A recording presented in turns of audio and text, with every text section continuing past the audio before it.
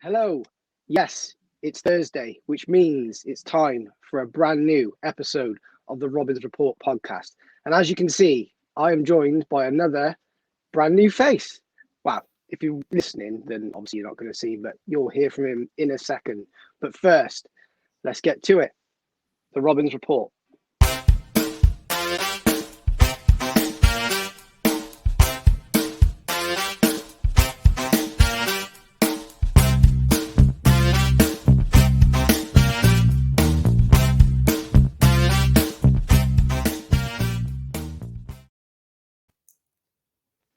Hello, everybody. Yes, and welcome to the Robins Report. I am, of course, your host, Tom Wade. And joining me this week is probably the biggest Cheltenham Town, I don't know how you say it, is it statistician, something like that? Anyway, that's what we'll go with. Yes, of course, it's Mr. Mark Halliwell. Mark, how are you doing, mate? I'm all right, Tom. How are you? Yeah, not too bad, thanks, mate. It's good to be back, isn't it? Football's back, and we're all kind of in that mindset at the moment, aren't we? Yeah, absolutely. No, it's good to be back, and a decent start to the season for the team as well, I think. And then everybody's looking forward to Saturday, first home game. Big, crowds back in full. Be interesting to see what sort of crowd we get on Saturday. It'll be a really good occasion. Yeah, I think so. I think it's one of them moments that probably is going to live quite long in the history, isn't it? It's one of them moments you don't forget. In terms of, I know we've been here before, but it's just one of them. It's something special, isn't it? Yeah, I think people have been looking forward to it, haven't they? And it's weird to think that there's some players in that team who've been at the club for a whole season, and some supporters will never have actually seen them play live in the flesh. There are Cheltenham fans out there who won't have seen Liam Sercombe, for instance, in a Cheltenham shirt, which is strange considering the fact he's been at the club for a whole season. If they didn't go to the Bolton game or the Exeter game last season when there was crowds and they hadn't been to any of the pre-season games, they won't have seen him play at all, which is quite weird to think that sort of thing. But that's the truth of it, really. So again, it'd be interesting to see what sort of crowd we get on Saturday. Yeah, definitely. I agree with you there, mate. First off, normally we'll start with a bit of latest news for the fans, Mark. But like I said to you before we come on, I don't think there's really much to talk about. And you brought up one fascinating bit of news that we could have spoke about, but got shut down instantly today in Michael Duff's press conference. So yeah, short and sweet that answer was. It really was. I think it's Paul Furley.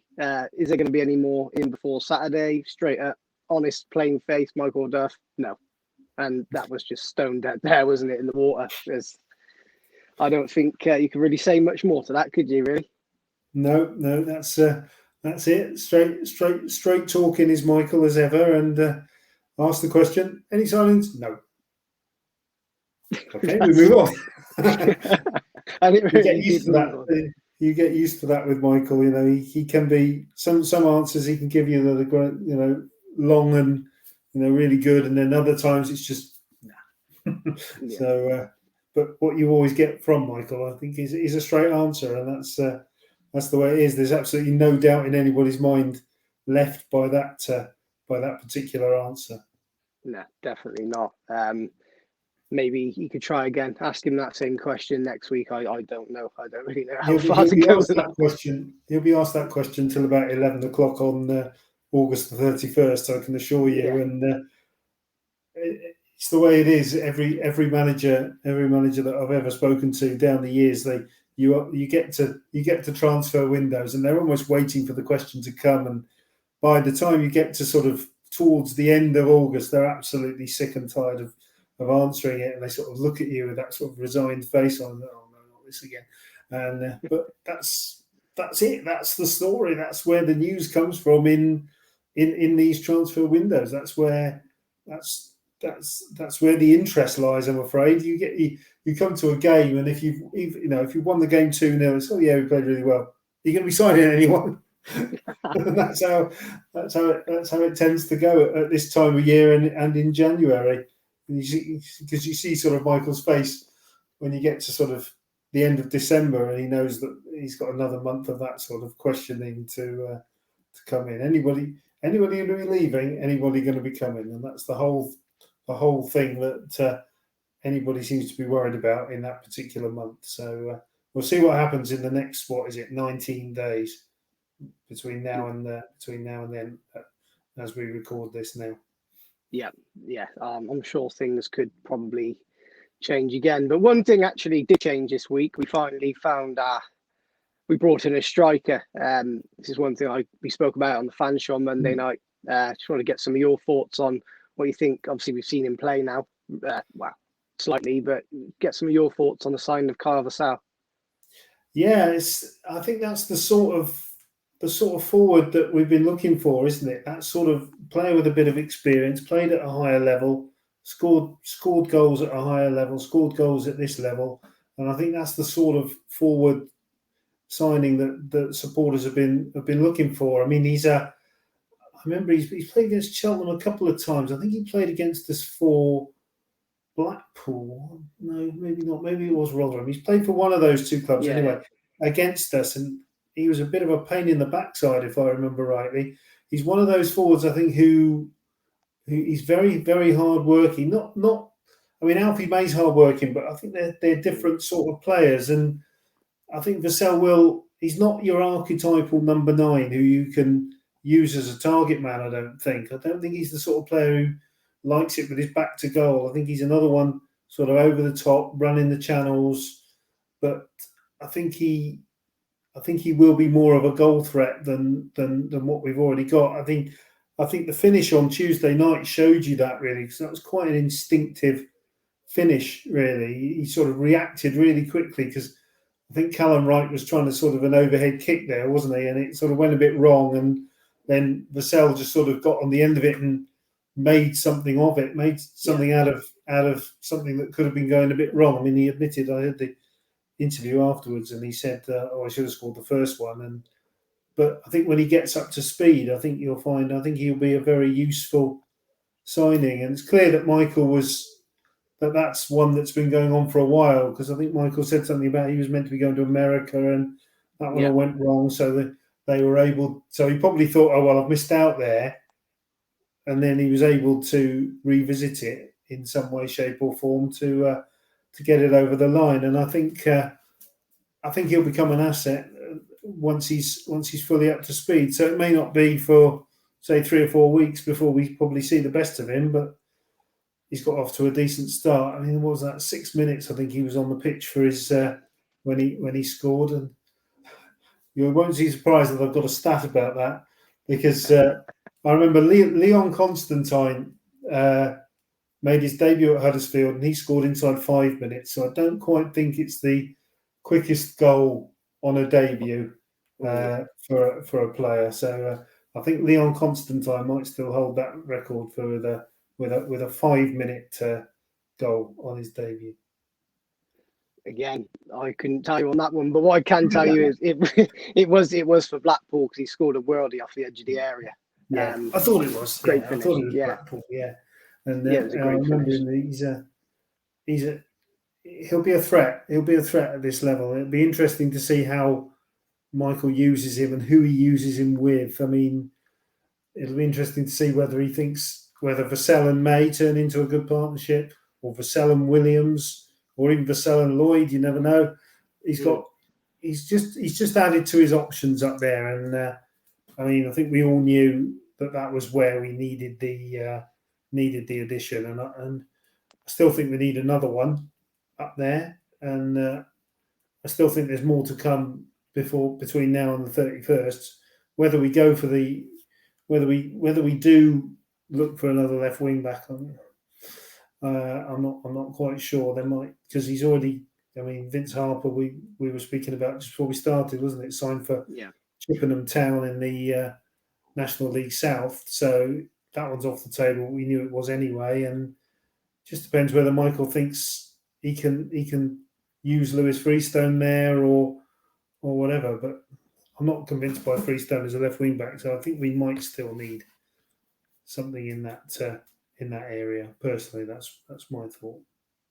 Yeah, I agree. I think it's something we do need to look at. But I mean, I mentioned it last week. It's not something I'm really too overly concerned about No, in the sense it's not a matter of urgency. You know, I no. don't think it's.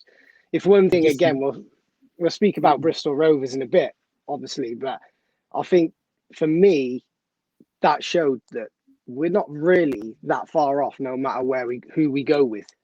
no, no, and I think what these two games have showed as well is the strength of the squad. Mm. I mean, there's not many of them. We've only got what 20.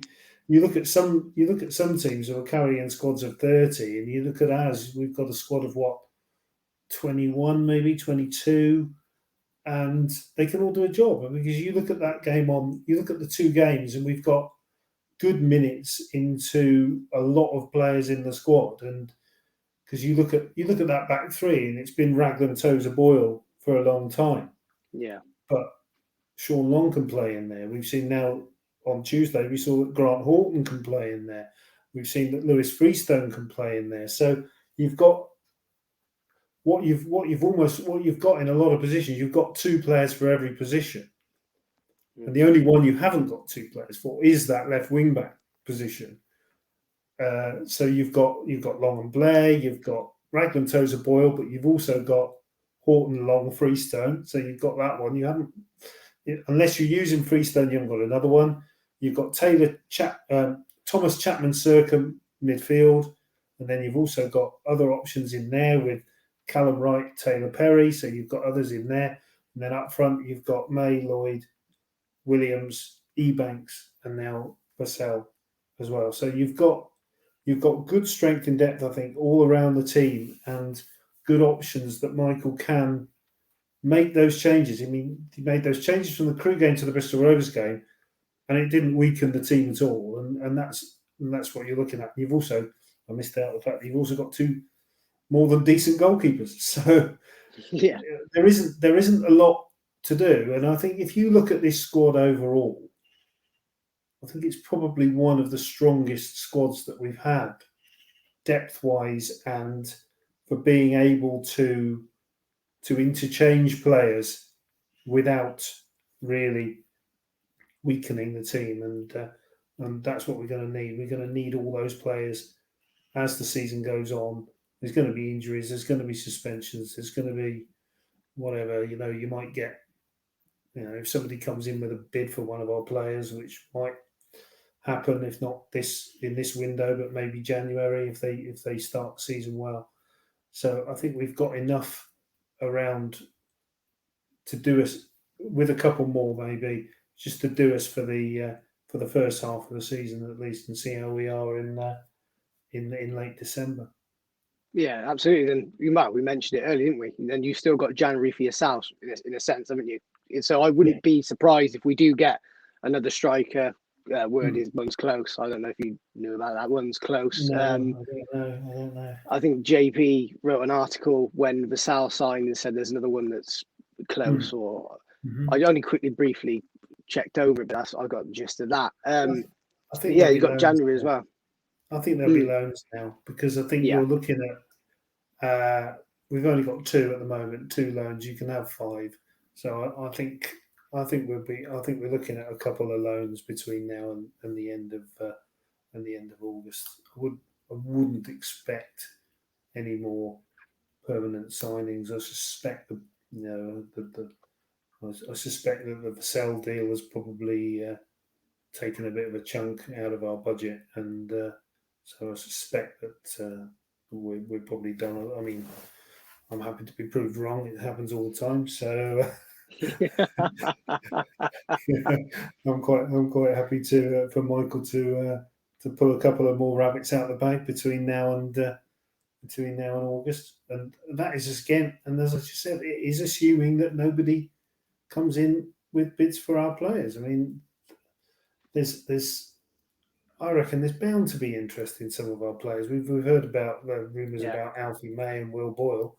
I think they are the two that if somebody was going to come in net between now and the end of the window, I think they are the two that would be wanted. I mean, especially Boyle. I mean, he's going into the last year of his contract, and I think I'd be very surprised if we could manage to get him to sign another one, because he's been excellent in goal scoring centre halves. Centre halves who've scored 20 odd goals in 120 games and are also left footed. There's not many of those around, and it's almost unheard of, especially when they're also 6'3". And I think if you're looking around our squad and think, right, where are the saleable assets in our squad, which I'm afraid you do have to look at with our club, because that's the reality of it. I think Boyle is probably our most saleable asset, and if somebody came in with a decent, I mean, we don't need to sell, but no, there are times when I'm afraid it does have to happen, and if somebody comes in with a big bid for him, I think it's going to be very, very difficult. So let's hope that doesn't happen. I think if it was going to happen, I think it already would have done. Yeah, personally. I agree. Yeah, I agree. I was going to ask you actually about that. It would have already happened. I think if somebody, I mean, what was it? Who was it? Sheffield Wednesday was one that was being whispered about, wasn't it? And I think Charlton were another one who were being whispered about at one time. But I think if somebody was going to come in with a bid for him, I think they would have already done it. I don't think. I can't see anybody thinking now, oh crikey, we need a 6'3" left-sided centre half who scores goals and talks with a Yorkshire accent. So I think they're going to.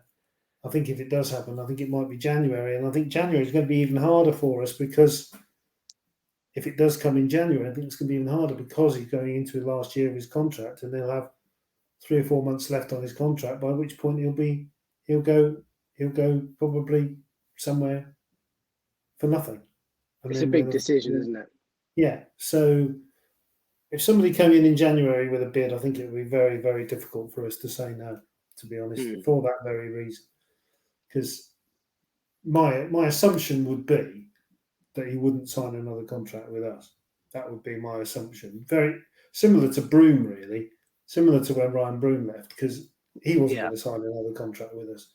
So we took the money and made sure that we got something in return, and however much it was, whether it was what supporters think he was worth.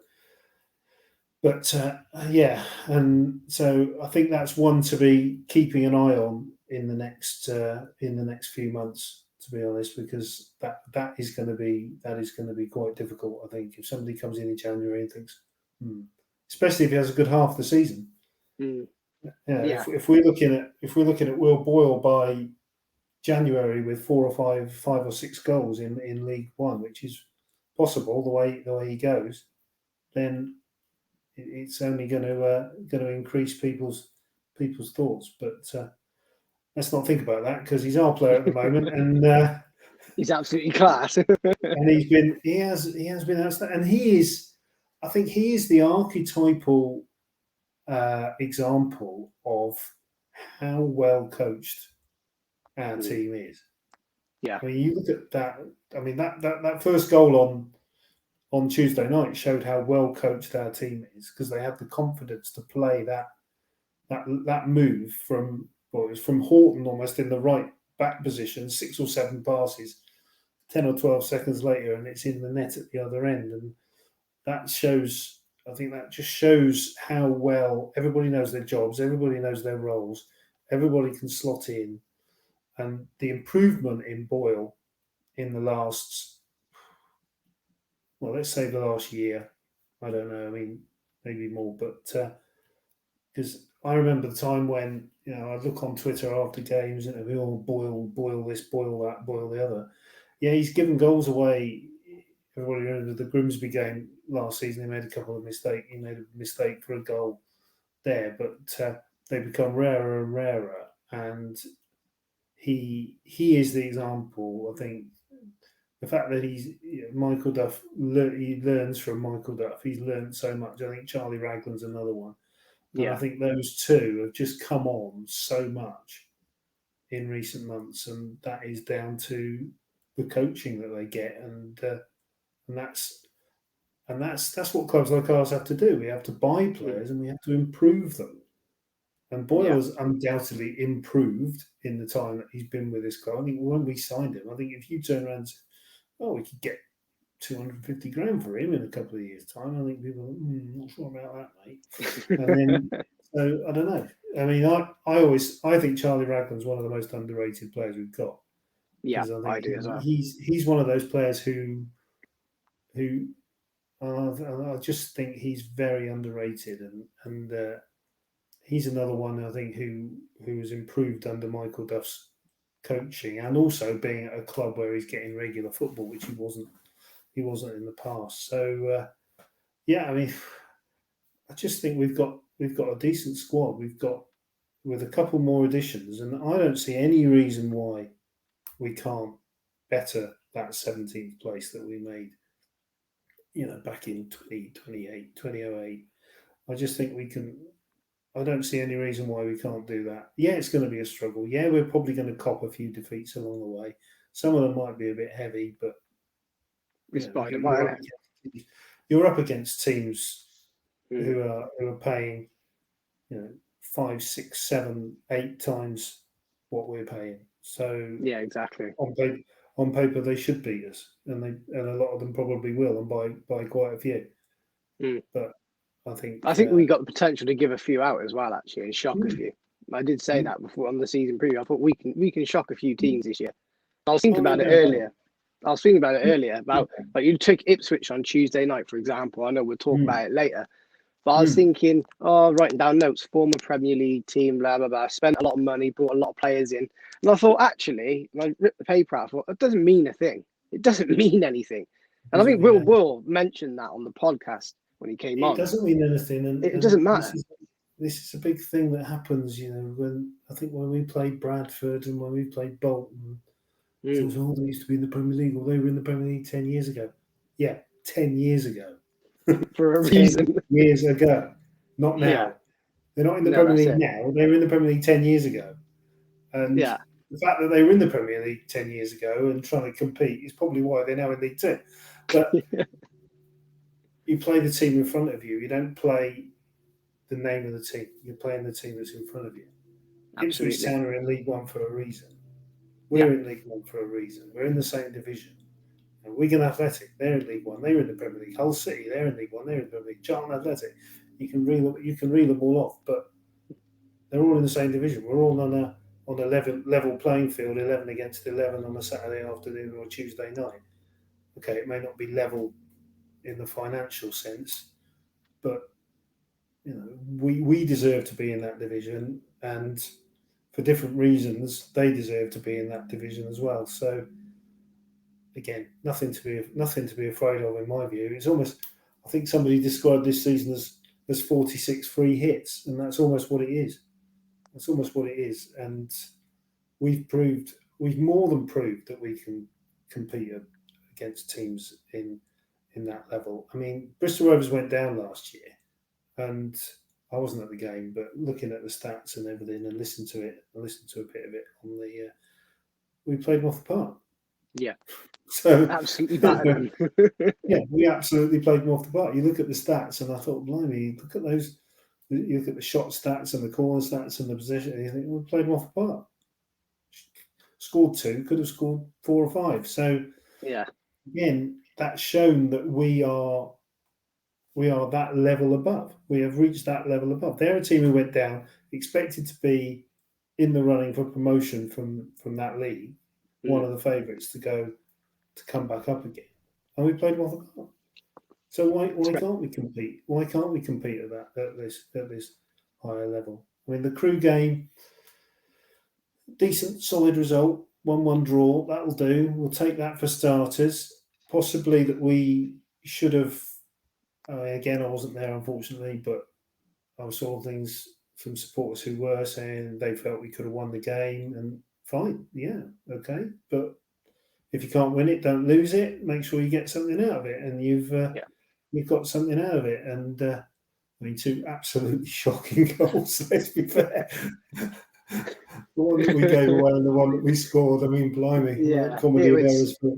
it was terrible. I spoke to a Crewe fan after the game, and he said, "Oh, great, good luck for the rest of the season." And I was kind of like, "Well, to be fair, mate, if we get given goals like that every week, I can't wait. I think it's brilliant. I mean, you mentioned you weren't there, I wasn't there, but talking a little bit about Crewe overall, what a performance, really. People say, "Oh, it was only a draw," but I thought we were brilliant. I watched it back on iPhone, obviously. I thought we were brilliant, and I thought we did deserve. And I think Alfie, that's what I was made up for Alf on Tuesday that he got his goal because I thought we did deserve to score against Crewe. That chance, you look at that chance, you think, it's one of those where you think, I think he'll be disappointed that he didn't score it, which probably tells you all you need to know, really. But I think for a first game at that level to have come away with a point away from home against a team like that, I mean, they're a decent side. I mean, they've lost Charlie Kirk today. He's gone to Cheltenham, hasn't he, for quite a bit of money. But he didn't play anyway because I think they were expecting that one to he was due to leave, wasn't he?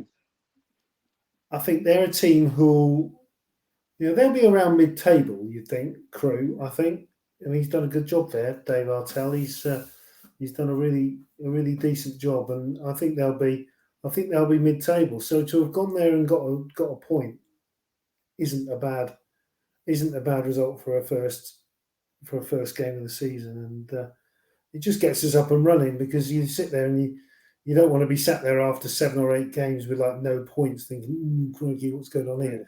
You just want to start accumulating points gradually, and you've got that point on the board already, and you think to yourself, okay, we can something to build on there, and I think it would just have given people that little bit more confidence in us to have taken that point.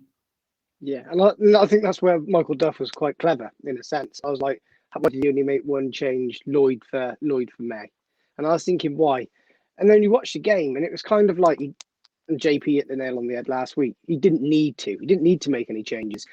And I'm quite happy at the fact of, and while I'm saying it's clever, we probably could have won that game. And if we'd have put on Wright, Perry, who knows, we could have. But I think it was at that point, look, at the end of the day, point's a point. We'll take that. Better than going for it and losing, isn't it? Let's be honest. Yeah. I think Michael might have said this, but I think later in the season, if it was later in the season, I think he might have thought, we'll stick a couple. Come on, let's see if we can go and win it. But I think, it's first day of the season. I think he was just maybe a little bit more conservative, and we thought we'll just take that. We'll take what we've got. We won't push it because you never know if we pushed it, we could have lost it. Something could have happened at the other end, and then you would have been coming away with a 2-1, and you'd have thought, you'd been kicking yourself, wouldn't you? Really? So you've got to play. You've got to play the percentages sometimes, and I think Michael might have just erred on the side of caution a bit and just thought, "We'll take the point. We'll move on. We'll move on from there." And then it allowed him, the fact that he only made the one change, probably then thought, "Okay, we can rotate a little bit for Tuesday night and rest a few people up for Saturday." But I wouldn't like to be picking the team for Saturday, I have to say. I wouldn't. That's it. That's all we want, isn't it? You want them to think, right? You don't want players coming in on a Thursday morning or a Friday morning thinking, well, I'm in the team for Saturday. Yeah. You don't want that. No, you don't want that. You want 16 or 17 players coming in, 18 players, whatever, coming in for training on a Thursday and a Friday thinking, I need to put it in today, or I might be getting splinters on Saturday. So you want that, and that's what Michael's got. He's got that tight knit group competition. They're all they all get along, but they all want to be in that team, and they all want the shirt that somebody else has got at the moment. And long may it continue, because that's what you want, and that's got us to where we are now. Definitely. I mean, perfect examples, Toes, isn't it? I think everybody expected him to play. All right, he had 45 minutes towards the end of pre-season, didn't he? And I thought, wow, he'll just rest him at Bristol Rovers on Tuesday night. Obviously didn't, and he was on the bench, and I was kind of shocked about that. I thought, oh, wow. And then you mentioned after the game of how, wow, Toes took it. And that's the type of player you want, that knows he's captain. he is still fighting for his shirt in the sense of we've got that depth there, haven't we? It's not an automatic walk-in, even though you are the captain, even though what he brings to this team is probably irreplaceable in a sense. Nobody's sure of their place. Nobody. The number of times I've sat at a game on a Saturday afternoon waiting for the teams to come out, and you thought, well, you know what the team is, it's going to be this. And sure enough, that's what it is.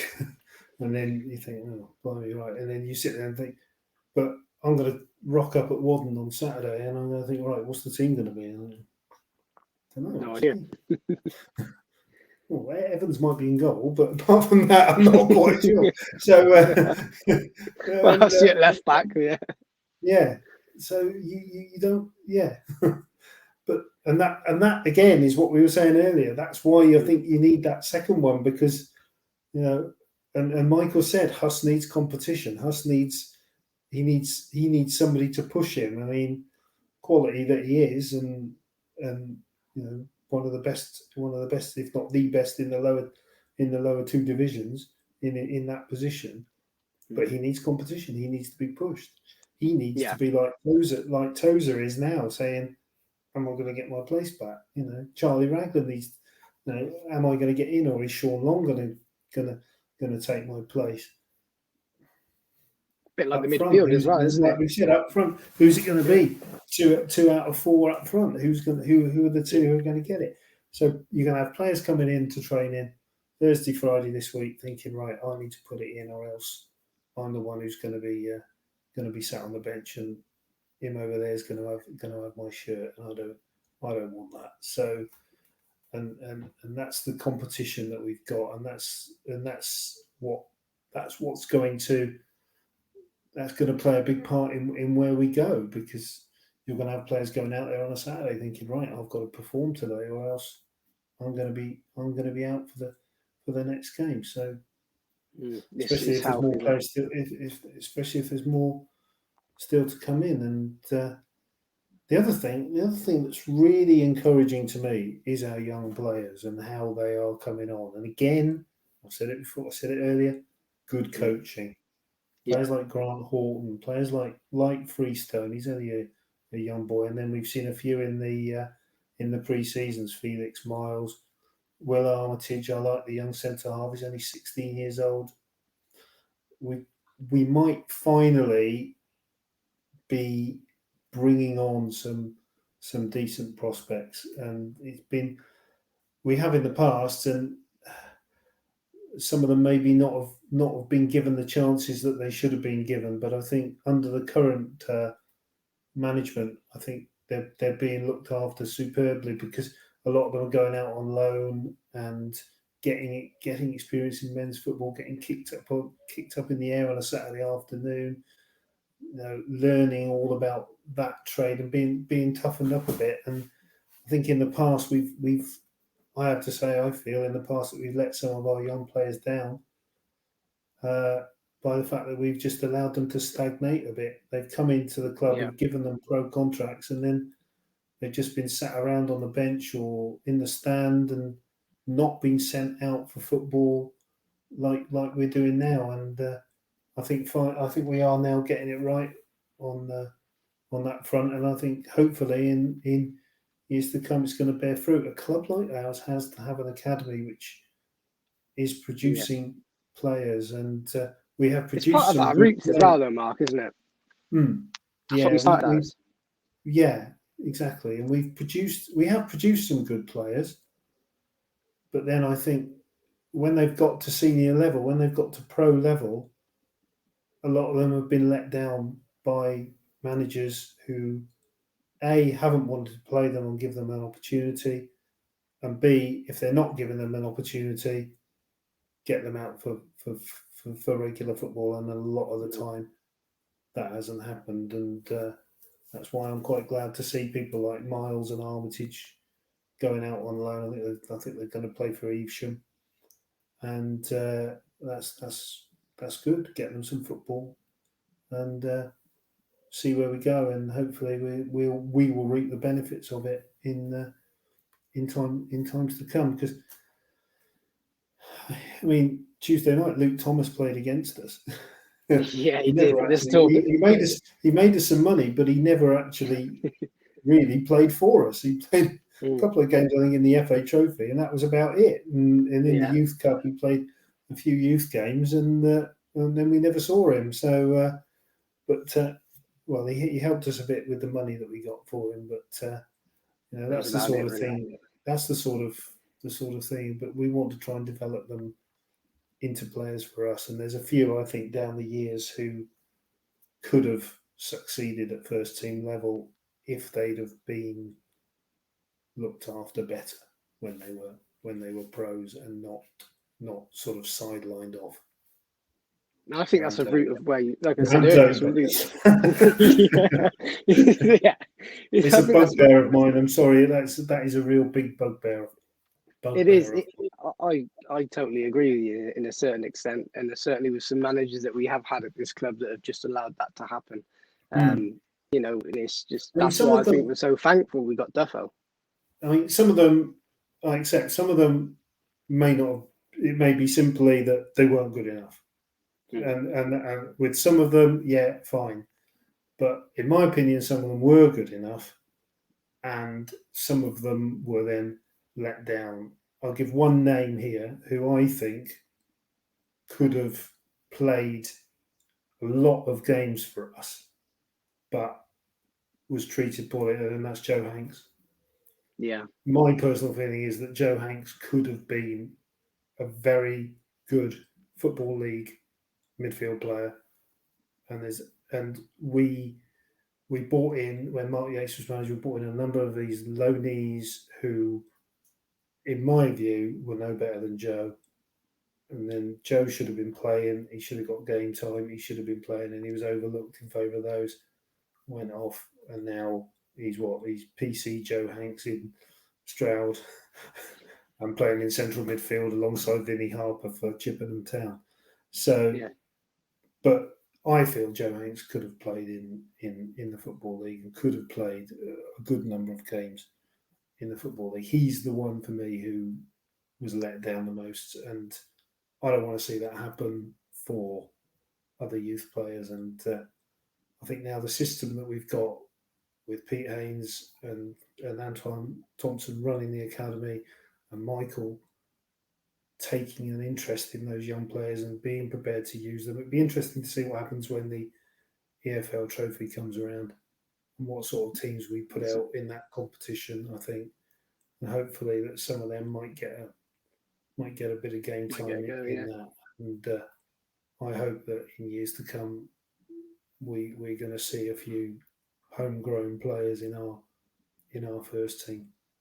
Yeah, definitely. I agree with you, mate. And we mentioned one earlier, and we've got to talk a little bit now, I think, about the Rovers game midweek. 7 changes to the team. Again, that complements what we were saying about rotation, depth, strength. You give a couple of a night off, but also brought in a young man who I want to just give a massive well done to, Grant Horton. I mean, what a performance! Heavy. He was involved in the goal, wasn't he? Great pass from Callum to set up Alf.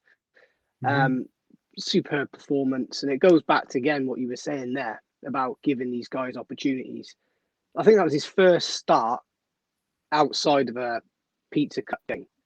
Yeah, it was. And I don't think he looked at all out of place. No, I mean he's had a couple of league.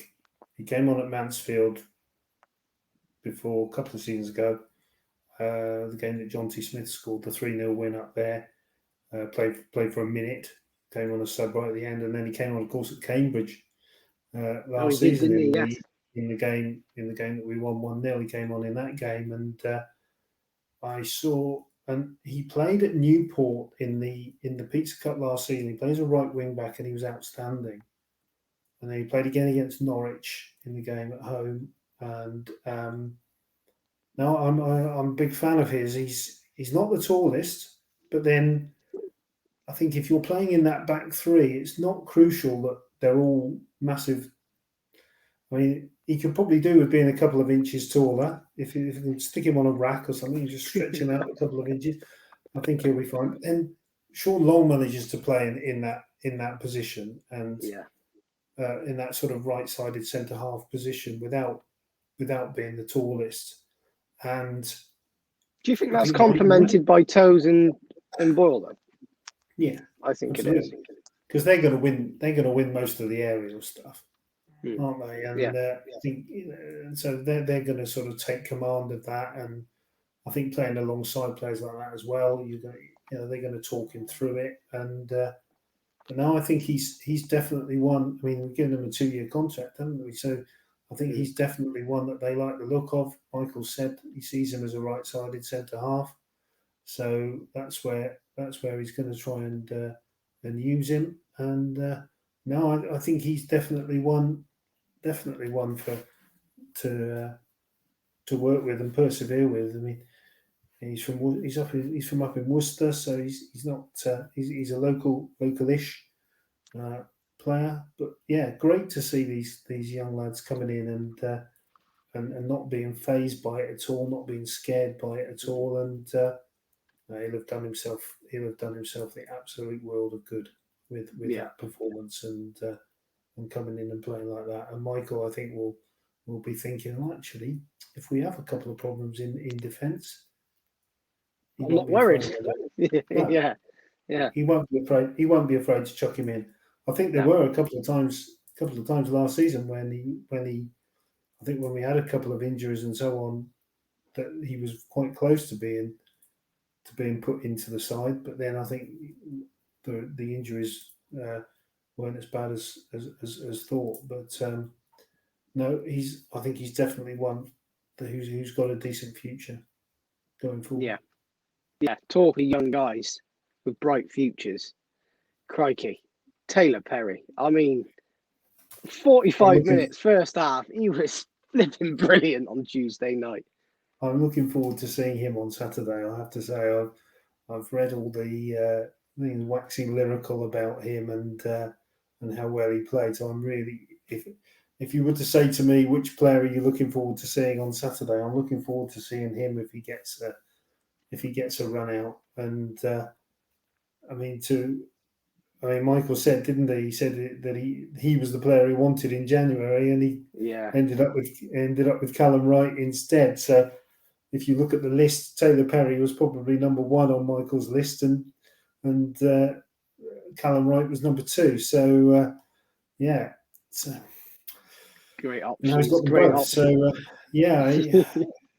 I'm looking forward to seeing him, and hopefully he'll. Because we were looking. I must admit, I was James Young and I.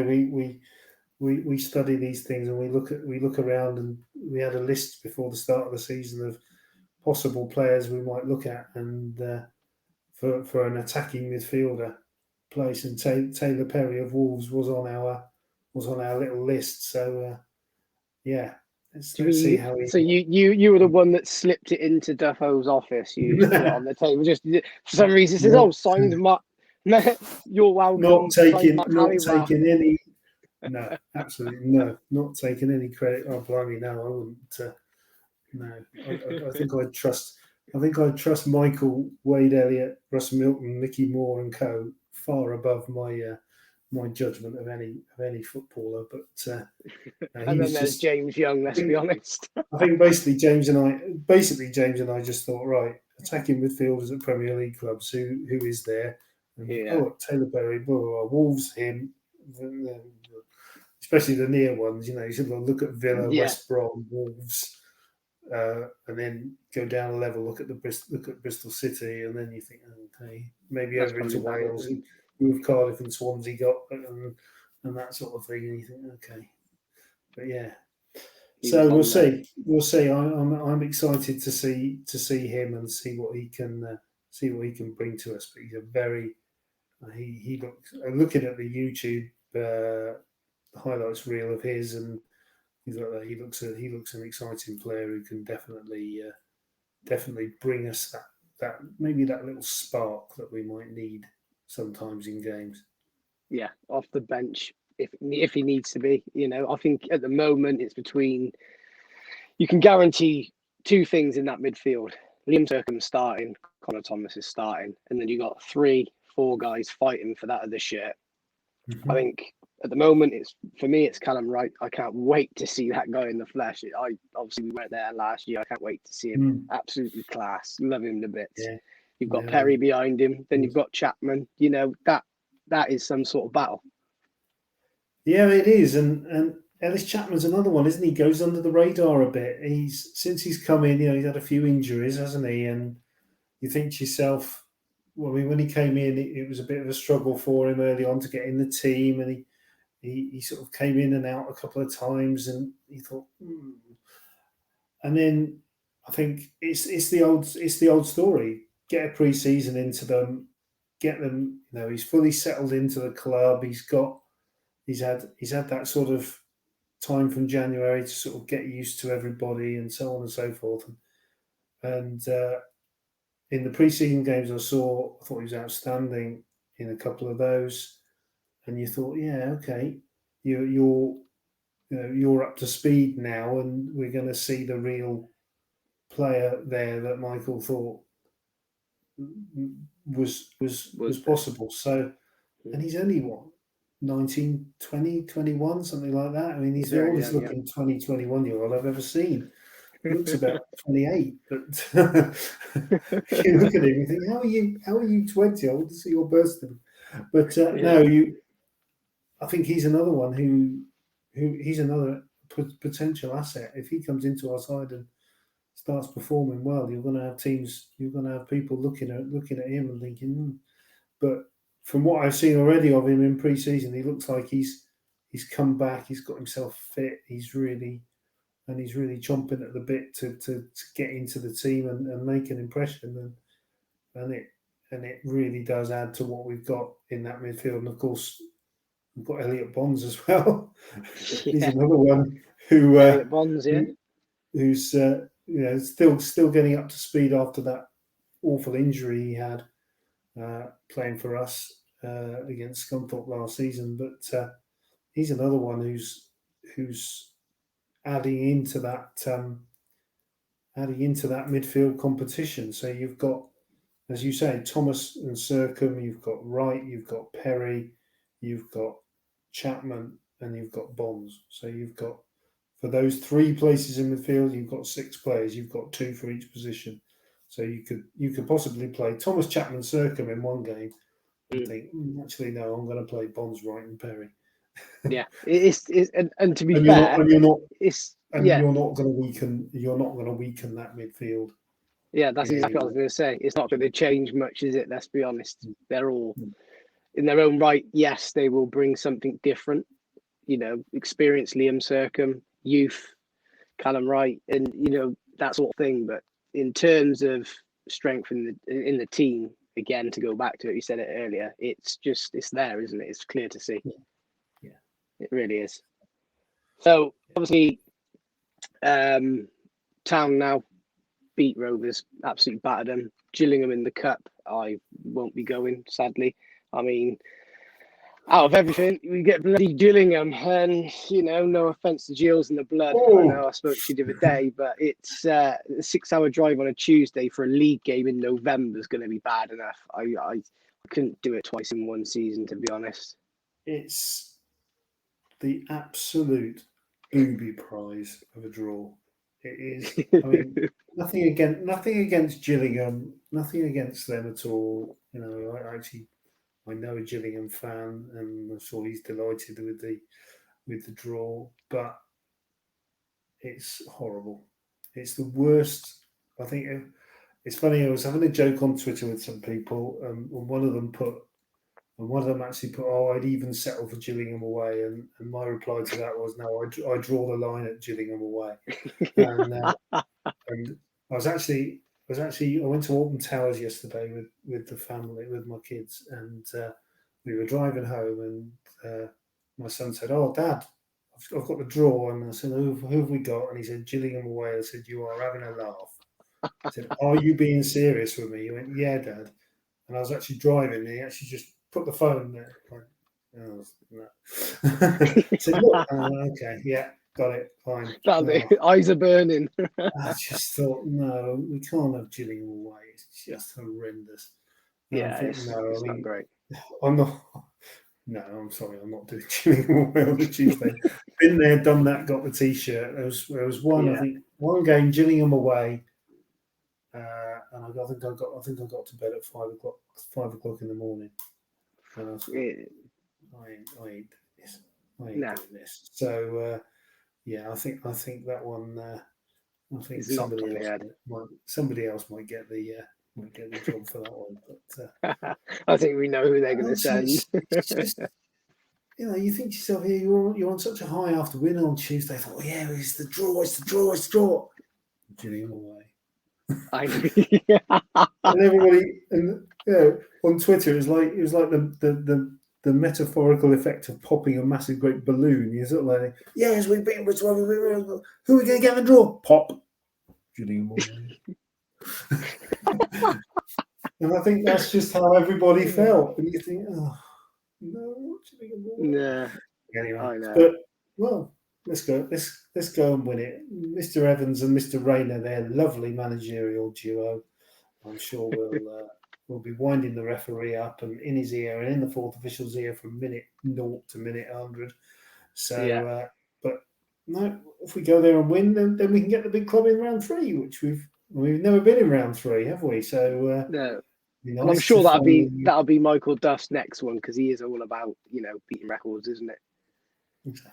We've never got to round 3 in the League Cup, so there you go. He can come along and say, "There we go, boys. We've done that one," and then see who we get. But I think that's probably my inspiration for that game, to pay attention to it. I think that's probably it. Yeah, let's go there and win. And again, it sets another marker down, isn't it? If we go to a club, Gillingham are a pretty established League One club, so I think if you can go to Gillingham and get a result and get through, then again that sets another marker down to the division. You look around, we've gone to Gillingham. And look, they made 4 changes from the Saturday. Okay, if you never know how many changes we'll make, but it's one of those, isn't it? It's an opportunity. And if there's any Cheltenham team, obviously all the teams we've sent there in the past, we've had a couple of decent teams. I've never really enjoyed it. This one is the one that can go there and just go bang. There's the result. Yeah, I think so. Yeah, there's no reason why not. No reason why not. I mean, if anybody who does that trip on a Tuesday night, hold my hand up, round of applause, fully deserved. Good luck to you. But no, I should be. I should be in that lounge there, I think. Listening to somebody else struggle along. Sorry to reveal that one, but there we go. Right. Obviously, I don't think we can go any further without talking about Saturday. I've said it all week. I'm so looking forward to it. It's going to be absolutely incredible. Of course, Wycombe at home Saturday. Fans back fully, properly for the first time since Exeter. I can't even remember when that was. It seems like a lifetime ago. It was Exeter, yeah, and then there was something for the Bolton match. Yeah, following 1,000, weren't there, for the Bolton game? The following the 1-0 home defeat. The Exeter won the 5-3. Yeah, what a game! What a game to come back to. What a cracker! What an absolute cracker! And games against Wycombe aren't normally dull. I mean, I've seen 2-3-3s up at Adams Park in recent seasons, and they've never been dull encounters. And but no, make no bones about it. This is a decent team. Yes, I was going to say that to you. Yeah, I mean, I was doing a bit of homework. I don't know every single league club. I can't. It's impossible. So I was just doing my homework, as you do, and it's pretty similar. The situation with Wycombe and their managers similar to ours, isn't it? Gareth Ainsworth, he's been there. I think it's his 10th year at the club. 114 appearances for that club, and I've got it here. He's been manager since he went there 2012. I think he took it on. That's incredible, isn't it? And look at the stability. They went up to the championship. All right, one season, achieved that. That's almost like us achieving the championship in League Two. So it's very similar in sort of, this is who we are now. That's who we almost want to be like. Do you know what I mean? Mm-hmm. Mm-hmm. and they've done it as well by not spending huge amounts of money because, well, not to start with anyway, because they were a fan-owned club. They and it's only recently that they've had this investment from Peter Kuhig, the American guy, and I know a lot of their supporters. They had to vote. They had a vote, didn't they, to take. I think he owns 75% of the club now. This American family, the Kuhig family, they nearly took over. They nearly took over Yeovil, and that one went. That takeover went wrong, so they moved on and they've taken on Wycombe, and I think that's helped them to go to that next level, because for a lot of the time, Wycombe, no, I don't think they had an academy at all, and I think they just had a squad of like 18 players, and Gareth Ainsworth was running it. It was run really on a bit of a shoestring, and they managed to succeed, and they managed to get to where they are. And I think he's done a superb job, absolutely unbelievable to get that club where he's got them to. I think for them to get into the Championship is bigger than some of the other smaller clubs. I think it's more of an achievement to get them in than it was to say get a Burton in or a Yeovil in, as has happened in previous years. I just think it was incredible to get Wycombe into the Championship, and I think they'll be up there again this year. I mean, they signed in Sam Vokes, for instance, this summer is a real statement to have got him to have come from Stoke down to Wycombe. I'm sure that's not. I think that's probably an example to say that they've probably got a bit bigger a budget than they've had in the past. Because I doubt if he's coming for peanuts, to be honest. And they've got good players. They've got Josh Scowen back, who's playing in midfield, come back from Sunderland, and I just think they've got good players, and they're going to be a big test for us. And again, it's another marker of where we are. These two home games, really. You look at Wycombe and Ipswich, and you think, right, they're probably teams who will be. Well, Ipswich will be disappointed if they're not in the top two. Well, they're second favourite, Ipswich. Yeah, and I think Wycombe will be disappointed if they're not in the top. If not in the playoffs, then in the top 8 or 10. So I think you're looking at teams here who are going to want to be at that top. And they got a perfect start there. They got a perfect start. Beat a very good Accrington team. Accrington, 2 on the weekend. Mm-hmm. And then played at Exeter, didn't they, in the Carabao Cup, 0-0. Ended up with 9 men, having made all their substitutions, had a couple of injuries. So, of course, don't know how that's going to affect what they can do on Saturday, and managed to come through on penalties.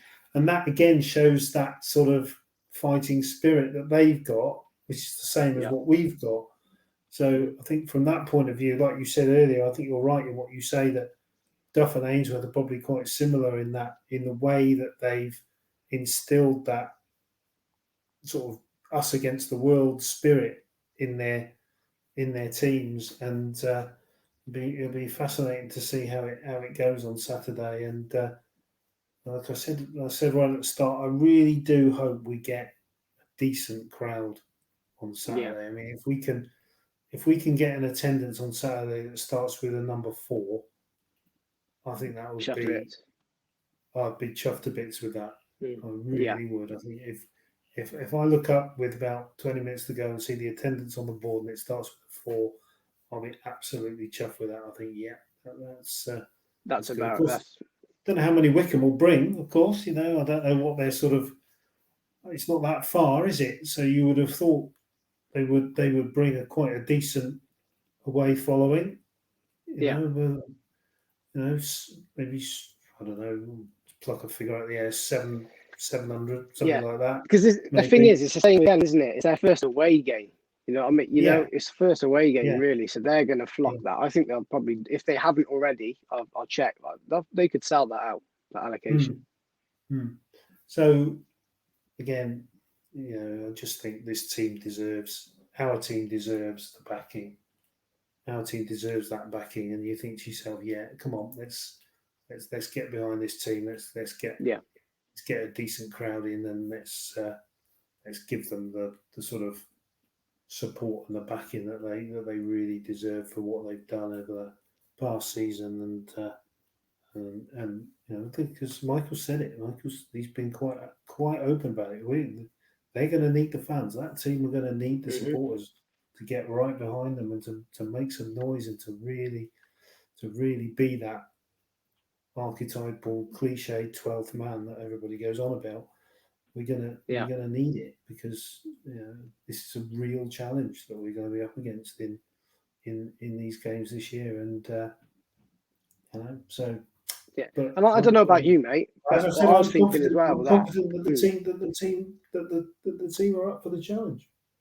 Yeah, and I was just going to say there, I think in terms of this season, our form at home and our results at home are going to be worth a lot. And there's an opportunity there, isn't there? Make it a fortress.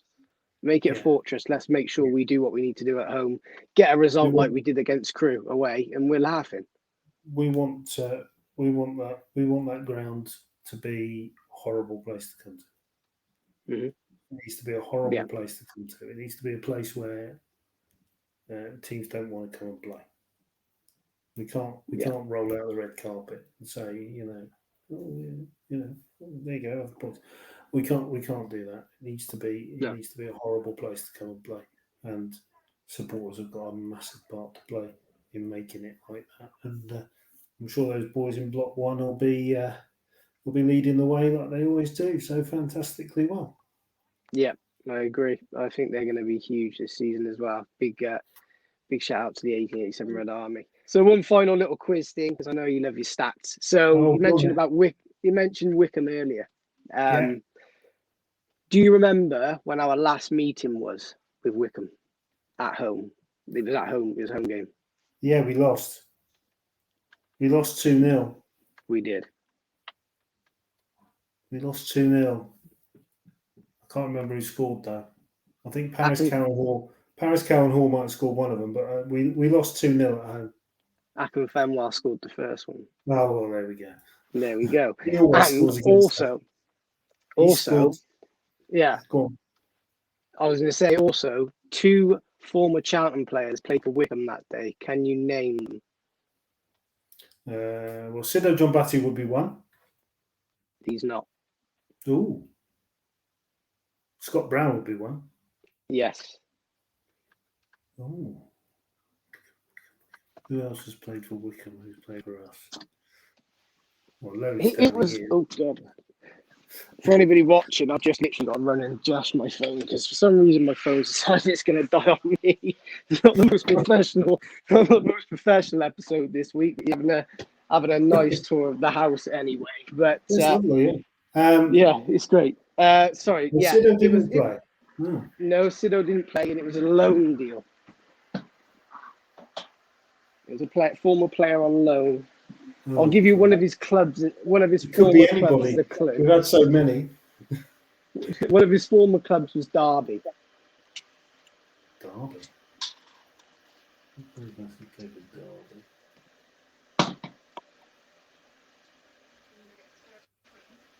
I don't know. They wouldn't have had Richard Keogh. He was a substitute that day, forward. No, you've got me, Tom. Blimey. It's a shocker. I snookered the man himself. Absolute shocker. I hand over my crown, Tom. There you go. Nathan Tyson. Oh, Nathan Tyson, of course. There we go. Yeah. Well, he's played for everybody. I should probably have got more clubs than Tiger Woods. But yeah. That was just some couple of stats I got you, and I thought we'd finish on that. But thanks very much. I said to you earlier, thanks for joining me. I really appreciate it. No problem. Absolutely brilliant. Much before you go, just let everybody know where they can find you. You can find me on Twitter at Mark Halliwell1, and you can listen to me wittering on most games. BBC Radio Gloucestershire on DAB. 104.7 FM or 14:13 AM, or on Freeview channel 735 quite a lot of the time as well. And that's where you can find me. And I will be on commentary duty with Pete Matthews for the Wycombe game on Saturday, which is my first game of the season. Yep, same for me as well. First game of the season. I'm sure I'll have a catch up with you and Pete there. Again, cheers, Mark. Thanks for joining. Okay. I really do appreciate it. And thanks for everybody for watching. It's another episode in the bag. This season's fully underway. So until next week, come on, you Robins!